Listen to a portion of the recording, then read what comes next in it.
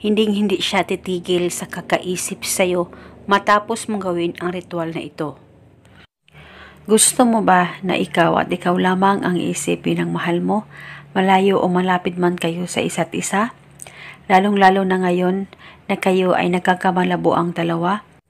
At bihira na lang siyang tumatawag, text o chat sa'yo at gusto mo na maging okay at maayos kayong dalawa. Gawin mo lamang itong ritual na ituturo ko sa inyo. Ito'y napakadali lamang pong gawin at ito'y napaka-epektibo, lalong-lalo na kung buo ang tiwala niyo sa mga ganitong pamamaraan.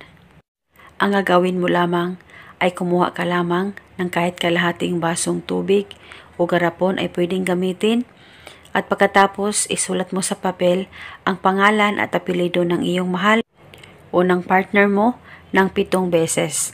At pagkatapos ay pwede mo nang tupiin ang papel kahit 3 tupi at ilagay mo na ito sa garapon o sa baso na may tubig. At pagkatapos nito, lagyan mo rin ito ng kaunting asin. At pagkatapos mo nang malagay ito lahat, hawakan mo ang garapon o ang baso, mag-focus ka at mag-concentrate at ibulong mo lamang ito. Pangalan at apelyido, ikaw ay hinding-hindi titigil sa kakaisip sa akin kahit nasaan ka man naroon ngayon. Ibulong mo lamang ito ng 7 beses. At pwede ka magdagdag ng hiling, wala pong problema. At pagkatapos, itago mo na itong ritual sa ilalim ng inyong kama o di kaya sa ibabaw ng inyong kabinet at itago ito sa safe na walang makakakita at makakaalam. At itago ito hanggang 3 araw at pwede mo na itong itapon at kung gusto mo ay pwede ka gumawa ulit.